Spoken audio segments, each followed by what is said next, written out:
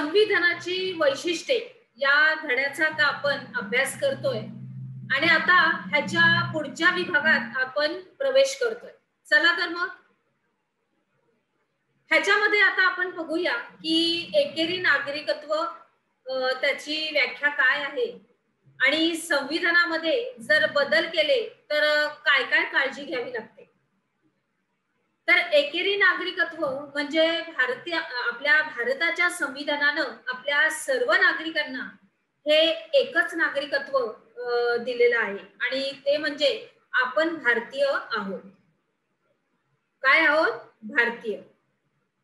त्याच्यानंतर संविधानातील बदलांची माहिती. ह्याच्यामध्ये संविधानामध्ये नमूद केलेल्या तरतुदीमध्ये काही परिस्थितीनुसार जर बदल केले किंवा काही दुरुस्त्या कराव्या लागल्या तर हे बदल करताना काही अस्थैर्य येऊ नये किंवा परिस्थिती डळमळू नये याची पूर्णपणे काळजी घ्यावी लागते.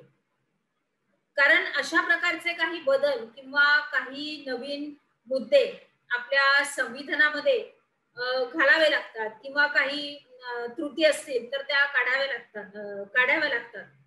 म्हणून त्याच्यामध्ये खूप काळजी घ्यावी लागते. त्याच्यानंतर बदल करताना तो पूर्ण विचारांतीने व्हावा यासाठी भारताच्या संविधानामध्ये काही बदलांची प्रक्रिया ही स्पष्ट केलेली आहे. मग काय आहेत या प्रक्रिया बघूया आपण.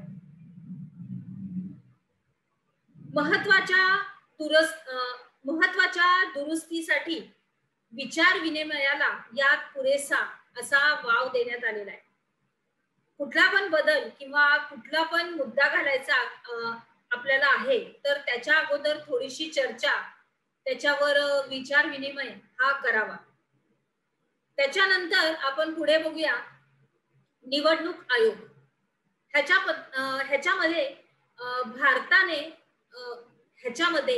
भारताने लोकशाही ही पद्धत स्वीकारली असल्यामुळं जनतेला आपले प्रतिनिधी पुन्हा निवडून देण्याचे असतात. काय करायचे असतात? पुन्हा नव्याने निवडून द्यायचे असतात.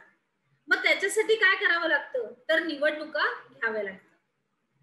आणि मग संविधानानं ही जी निवडणूक आपण घेतो त्याची जबाबदारी एका स्वतंत्र अशा यंत्रणेवर सोपवलेली आहे.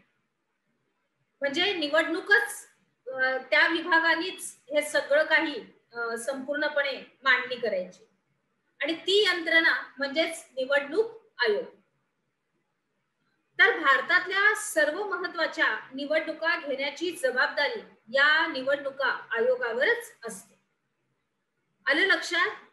पुढे आता भारतीय संविधानाची अनेक वैशिष्ट्ये आहेत. तर आपण या पाठामध्ये म्हणजेच आपल्या धड्यामध्ये काही महत्वाच्या वैशिष्ट्यांचाच अभ्यास केला आहे. मूलभूत हक्कांविषयीच्या विस्तृत तरतुदी हे आपल्या संविधानाचं वैशिष्ट्य आणि अगदी खास असं वैशिष्ट्य आहे. त्याचा अभ्यास आता आपण आपल्या पुढील पाठामध्ये म्हणजे आपल्या पुढच्या धड्यामध्ये करणार आहोत. चला तर मग आता आपण आपला भारत देश हा जरा बघूया. आपला नकाशा आहे. संपूर्णपणे विस्तृतीकरणामध्ये आपला भारत देश दिलेला आहे. अर्थात विद्यार्थी मित्रांनो हा बघणं आपल्याला जरुरीचं आहे. चला तर मग पुढे जाऊया. आपण काय शिकलो? एकेरी नागरिकत्व म्हणजे काय? त्याच्यानंतर लिहामध्ये भारतीय संविधानातील बदलांची माहिती तुम्हाला लिहायची आहे आणि निवडणूक आयोग हा सविस्तरपणे तुम्हाला स्पष्ट लिहायचा आहे. बरोबर? चला तर मग पुढे जाऊया.